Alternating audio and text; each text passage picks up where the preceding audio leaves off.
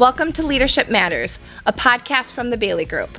I'm your host, Kaylee Thomsen, president of and partner at the Bailey Group, where we believe better leaders create healthier workplace environments, healthier humans, and a better world.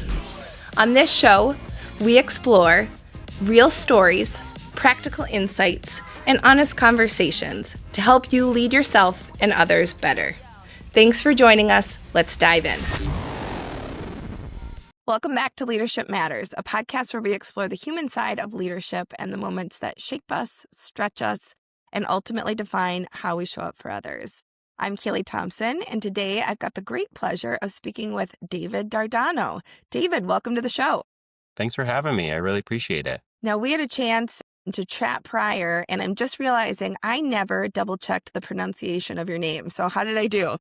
You got it close. Years of elementary school has kind of shielded me from caring, but it's Dardano. Close enough. Dardano. Should have known. Well, that's great. The listeners will not forget that now. Those unfamiliar, David currently serves in an executive people leadership role at Episcopal Homes and brings prior C-suite experience as Chief People Officer. Why I'm really excited to talk with David today is because his work sits at the intersection of mission-driven organizations, strategic HR leadership, and deep self-awareness. Exactly the kind of leadership we believe shapes healthy, high-performing cultures from the inside out. David, welcome, and thank you for being here with me today. Yeah, no, I'm really excited to have a conversation. I think it's such an important topic, so I'm really excited for, being able to dive into my background, and hopefully folks will glean something from it. I'm sure they will, and this will be fun. For listeners unfamiliar with you, David, give us some background on who you are and what really excites you. Yeah, first and foremost, father, husband. I have 3 little boys that always kind of keep me busy. So my home life is equally as chaotic as sometimes work can be, right? But when you think about like my professional career, it's ranged from a lot of different industries in people management and HR, and really an affinity for HR towards probably say 3/4 of my career. I think some things that really kind of get me excited and up in the morning is, leading through people and with people. And I think that's a really important distinction other than just managing people, because I think that's very different. And so when I think about leading through people, it's the ability to have a conversation, think about an idea and have a concept in mind, and really working closely with your team and the people that, surround yourself with to see that come to life. And I think that to me is the most exciting thing, is seeing from concept and just discussion to really where it goes and how it transforms and how it shapes what you do and how you do it. And I think you can only get there by having really functional relationships with people. It's more than just it's you're connecting with one another.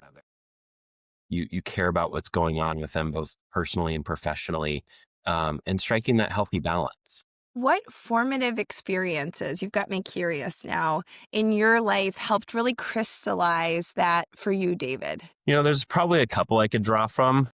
I spent a number of years early in my career with Target, from starting working in their stockroom when I needed some date money for my now wife, to interning and getting into their management development program. And actually think about my junior summer of college, I got into their management internship program.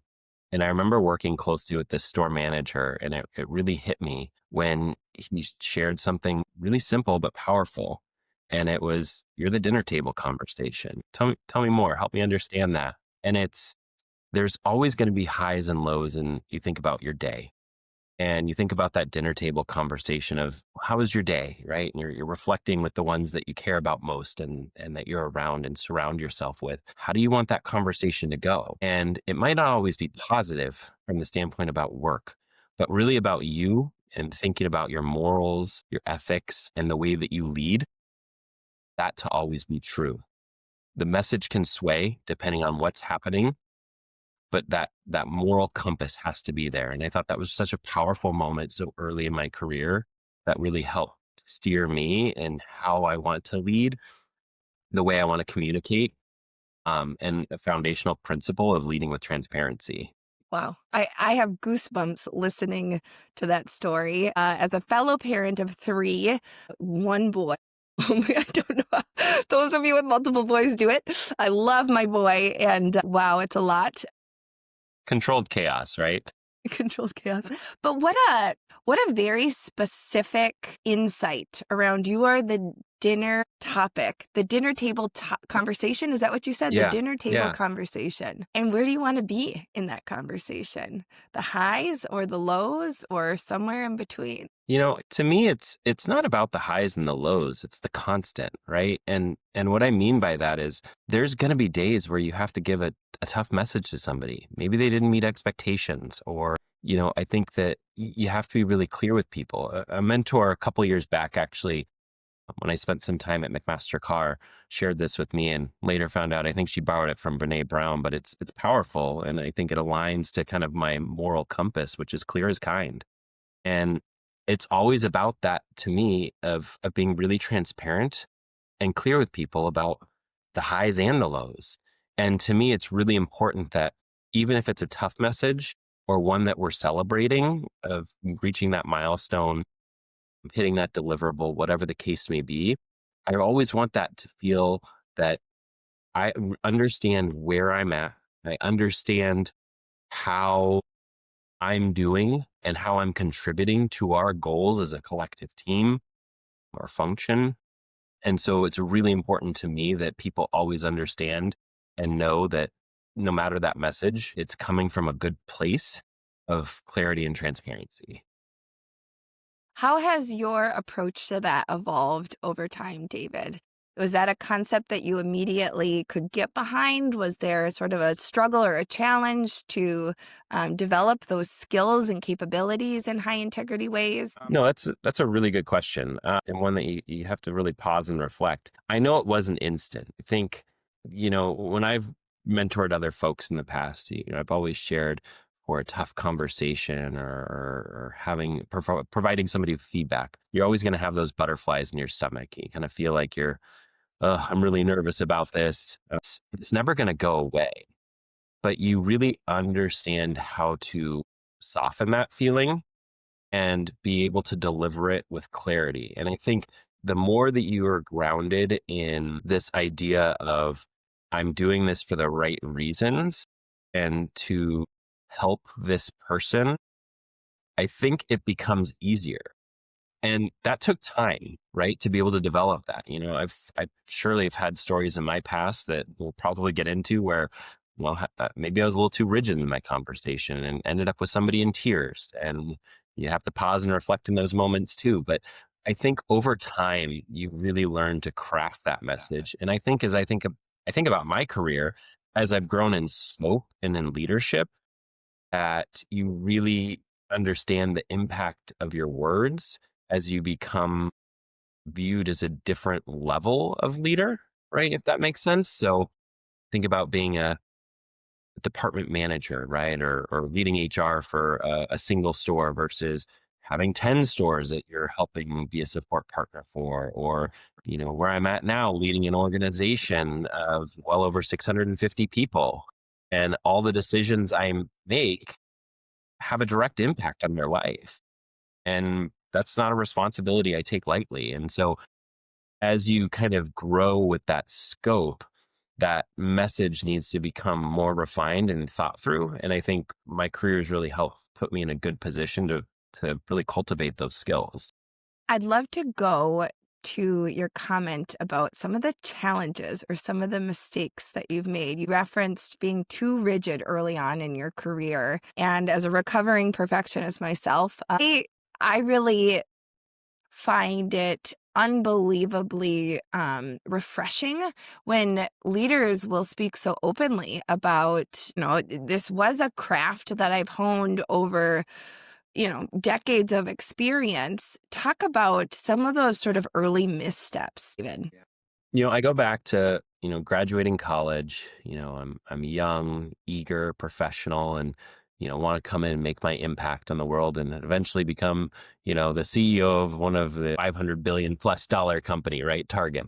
And to me, it was, About 3 months in, I was running the clothing department for a store. Mind you, my fashion sense probably not what it should have been to be running, but as my wife might share, nonetheless, I'm in this position. And I really had a strong team. I had a leader that helped support the department who was ambitious, trying to grow her career and develop. She was what we called a senior team lead, so kind of a key carrying member of management. And she'd been at the store a long time. She had a history there in that department. Things ultimately were running pretty good, right? But naturally, somebody young and eager wants to come in and put my stamp on it. And when I think about being too rigid, it was coming into this idea and saying, well, we're going to do it this is the way we're going to, unload the trucks and how we're going to get clothing out to the floor more efficiently. And, through that conversation and really trying to be overly firm in my approach of saying, no, this is what we're doing. Like, I'm running the show. This is how it's going to go. And that conversation ultimately led with her leaving in tears. And I was kind of shocked in that moment because I had to say and look inward and say, well, that didn't go how I wanted it to. I'm just trying to get this idea out. Like, what am I missing here? And I remember talking to my boss at the time, and, he encouraged me to just take a moment and like think through some of those pieces and understanding history and how history really plays a role in kind of future decisions. And that doesn't mean that we can't do things, right? It's just about acknowledging the history and your approach of how you craft that message to recognize, but also try and move us forward. And so ultimately, it led me to have a follow-up conversation with her, an hour later saying, think we got off track here. This was not my intended outcome of this conversation. And for me, it was such a formative moment of just understanding that history is important, to understand context, and your delivery matters. And I think that to me was, again, such an important moment in my life that I always said, I never want to make somebody feel that way again. And I can't say it's never happened, right? Because that would be dishonest to myself. And those things do take place because you can't always control the emotions of other, but I can always be reflective on my approach and how we can ensure that the message is landing the way I'm intending it to. Yeah, those moments where the impact is so different from the intention sure provide a rich opportunity for learning and the choice for new behavior as a result of Totally. it. But I think it starts with just being vulnerable enough to look inward and retrospective. Not everybody's sometimes able to do that or willing to do that, right? It's easy to say that wasn't me, that was that person, like, and move on, and you kind of keep bulldozing your way through. And ultimately, it's so important that you just kind of take those moments to have those inward reflections, Yeah. because I think you can always get better, right? That coach in me can always, get a little better, or, just a little bit of micro improvement goes a long way. But it's really true. And that matters when you think about not just process and operations. It matters in like people leadership too. And having those inward reflective moments are just so powerful and valuable that you have to make time and space for them. I heard you say you have to make time and space for those inward moments. What else do you think gets in people's way around having the capability or the willingness? Maybe you talked earlier about how you've got to be willing. What have you seen getting in the way of people to really be able to commit and do that? And how do you coach individuals? I love that you used that word, by the way. My brain immediately went there. I'd be curious what your experience have been moving people from operating maybe a little bit more blindly to the impact that they're having and empowering them to learn and choose different behaviors. How I've gotten there and how I lead that is, again, part of that journey that I've been on. But where I see folks kind of get in the way is, I think, sometimes being a little bit stubborn and just feeling like my way is the right way, and the way that, we're going to try and go with this is the only way. I think sometimes people get so hung up on the result that they forget the people that it takes sometimes to get to that end result. And you think about that finish line, I think it's such a powerful moment to think about the collective we at the finish line versus the I at the finish line. This isn't like a marathon race where you're running by yourself. You're running with people and a team. And I think that's such a powerful component to it. How I teach that, how I try to lead that way is I'll think about my team now. I have a relatively new team. We brought in some new talent into the organization, and that's been wonderful. But at the same time, there's been a lot of key learnings, and again, the history that maybe they don't have of an organization that's been in business and around for over 100 years. And so I think it's so important that I always say, hey, why don't you go ask this person? Why don't you try to understand a little bit more context to that decision? Because sometimes we can just say, we think this is where we're going. And so I try to help teach and guide those moments that I feel like I've learned, at least in my past, so those don't make the same mistake. And I don't know, I think that's ultimately what's helped, in my opinion, at least. I'm sure there's lots of other ways to go about it, but I think there's again valuable lessons in history and context. Yeah. And what I hear in that is you're really talking about sort of the strategic, people side of HR. I'd be curious, I heard you talk earlier about this affinity for HR. What about HR do you believe speaks so strongly to you, David? I think my vision of that has changed over time. I believe, especially as like you kind of grow in scope and responsibility. I knew after running the clothing department early on in my career that I wanted to get into HR. I liked working with people. I thought I had an idea of what HR is, right? It's this idea of you're there supporting people and hearing their concerns, and you're solving people's problems. Like, what a great job. You come with a problem, I find a solution, we solve it, we move on, right? Which I think we all know, like, that's not what HR is. And so I think I learned over time that it was really important for me to understand like the business side of things too. And ultimately, like, that's what kind of led to my unique path of going and running my own store after leading an HR department in a store. So I ran a store in Kelso, Washington. You kind of blink going between Portland and Seattle and you pass it. But that was such a valuable experience in my career that it really helped me understand the business side, because I eventually knew I wanted to get into larger HR leadership roles. But having a foundational understanding of what it takes to run the business, understanding a P&L report, really just being able to speak the language. And I feel like I've been told many times in my career that the way I lead, the way I communicate, the way I think about problems, it's not your typical HR person, right? If you were to kind of put a blanket statement to it, and that's to me always a compliment. And it always reminds me of the journey that I've been on and how it's really helped me be well rounded and feel like I can tackle problems and play in other arenas that are not just so focused on the people aspect of it. Because I think even long term, right, that view of HR and what HR does and how it contributes, it's different now than it was 10 years ago. And I'm sure 10 years from now, it's going to be different. And so I think being able to adapt is so key. And be able to adapt, you have to have a well-rounded background and really understand those pieces. It's really good. What surprised you the most when you had that opportunity to run that store on your own, David? What surprised you the most in getting exposed to different areas? I heard you talk about the P&L. What new insights or surprising peeks behind the curtain did you experience? Yeah, I think again, it goes in terms of scope. When I think about like direct reports was really an important part of the equation, right? Running a clothing department, I had a senior team leader and a team leader, and then, maybe 20 people that regularly worked in the clothing department. So not a huge scope. And with an HR store, I had an HR kind of specialist working under me, and then everything else was more dotted line. I mean, there was a support.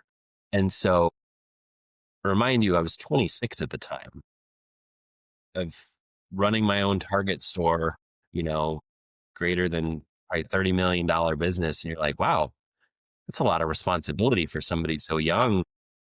And you almost have a little bit of like imposter syndrome. And so I think that it was so important for me to kind of get a few early wins in terms of reflect on those experiences.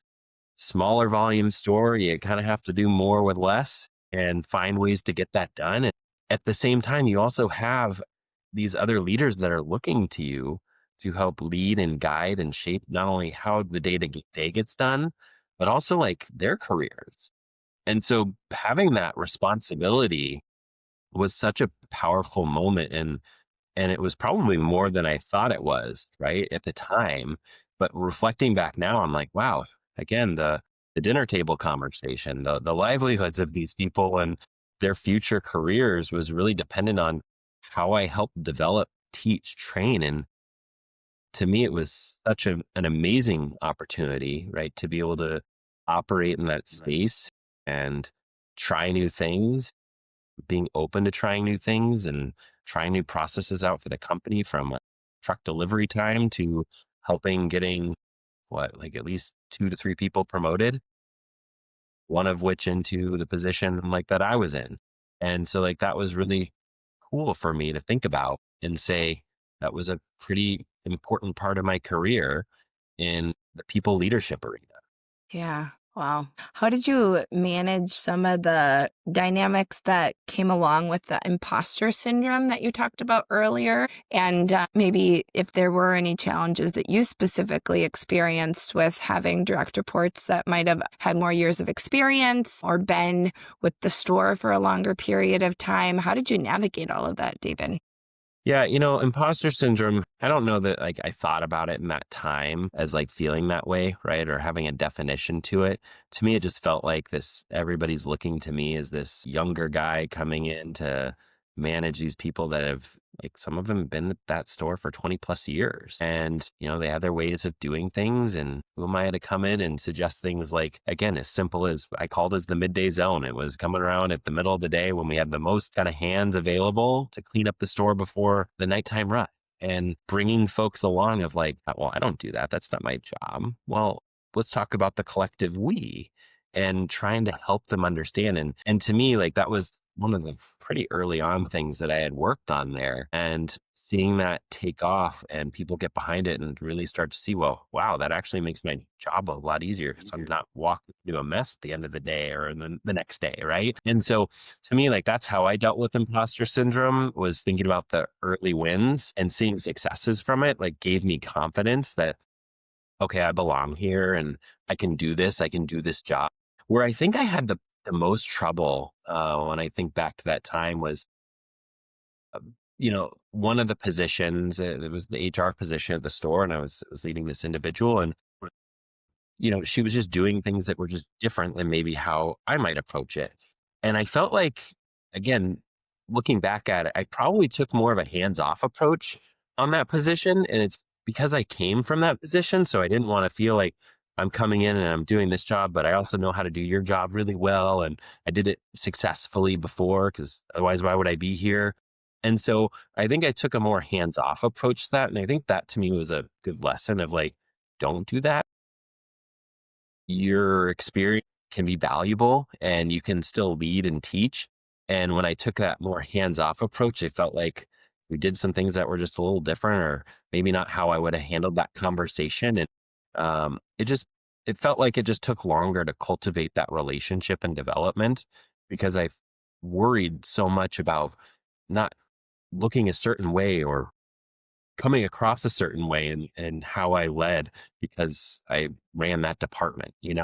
So that to me, I don't know, was such a important lesson of how do I ensure that my experience and background is viewed as an asset, even to the person doing the job now, versus n- just kind of keeping back, right? Keeping your distance, if that makes sense. What specific advice would you give to that earlier version of yourself, David? The early version of myself would be, you can't do it all yourself. There's probably some good stories out there, and my wife can probably give them to you better than I could have, just the hours I was putting in. And I think I have learned now that I try to get done as much as I can within kind of this set time frame, because I think that's so powerful, and it's easy for you to have, you know, scope creep, hours creep, whatever you want to call it, of into your day. And, it's a balance of like being a father and a husband and also somebody leading an organization, right? In the HR space specifically for me, it can creep so quickly of that impeding on your home life and how you want to take that away. And so I think it's so important to remind yourself, and I would really remind my early self that you can't do it all. And the story that kind of comes to me is I remember working early that one day at like 6 a.m. I got there. Store opened at 8, right? And I worked all day until about 4. And for some reason, my senior team leader and I had it in my head that you're overstuffed in the background. Just got some feedback from my boss that all the clothes, we got to figure out a better process to get this out. And we thought it was a great idea to pull an overnighter and get everything out. And so I went home and I ate dinner, told my wife, I'm going back to the store. I was home for maybe 2 hours, 3 hours. And she looked at me like I'm absolutely crazy. And, she was probably right, which most of the time she is. So hopefully she doesn't listen to this and hear that.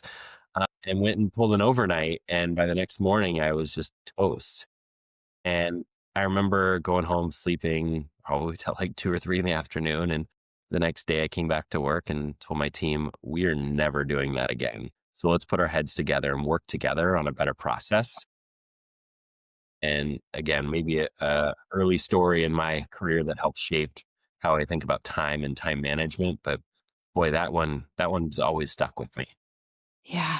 It's interesting for me to hear you talk, early career and now where you're at and this growth and wisdom and insight that's come with where you're at now. And I would be curious to learn from you, David, what has been most helpful in making such what I would maybe say, a dramatic shift.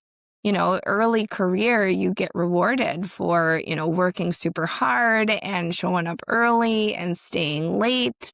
And that reward mechanism can be very challenging to break and move away from. So I'd just be interested in your insights on where you've been and where you are and what's helped you kind of sustain that change. I think honestly, the kids for me helped. And it's because a lot of times in the late afternoon, right, early evening, like activities, like there's 3 of them and 2 of us.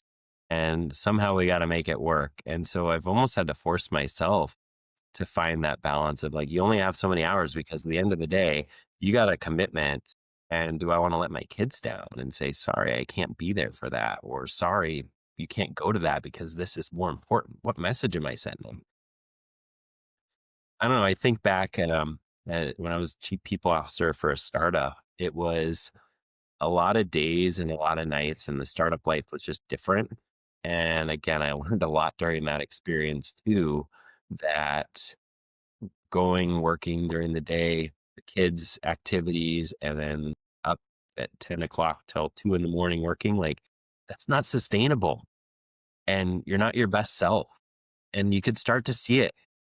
And when my wife can see it or my kids can see it, maybe not present, it just, I don't know, it just clicked for me to where I felt like I got to do something different and find that balance. And I feel like it's taken a lot of years and a lot of time and trial and error to get there. And I probably still don't have it figured out, right? That continuous improvement mindset. But gosh, it's gotten a lot better. And I'd strike that to maybe a little bit of culture, the way I like to lead and the organization I work for and having some flexibility, but also just self-accountability. I'm glad you touched on culture. I'd be curious to hear from you. For leaders listening who want to strengthen culture from the inside out, what advice would you have for them? Strengthen culture from the inside out. This might sound like a simple idea, but to me, if you say you're going to do something, do it. And when I kind of started earlier with you talking about just being a transparent leader, that to me is so important and foundational of I'm going to tell you what's going on. I'm going to tell you the reasons why. And I think having transparency and leading with that transparency helps shift culture.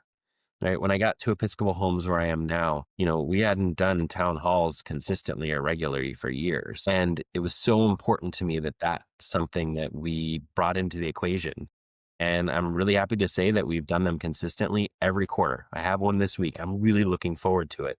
Even though it's generally me up on stage, soapbox, talking, through things, employee concerns, feedback, whatever it might be, I welcome it because I'm not afraid to be transparent and share the truth. And to me, like that's a mark of a culture shift and people really believing like what you say.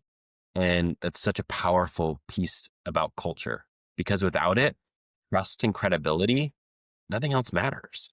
Yeah. I love that concept of do what you're going to say and be transparent and take accountability for what you commit to and follow that through. So you touched on these town halls. What specifically led you to be the pillar holder of bringing these into fruition and staying so committed to I them? bring up the rest of our executive team too. So it's not just me up there alone, but I tend to do more of the talking. To me, it's a little bit of a trust that I know it's going to get done if I'm leading it.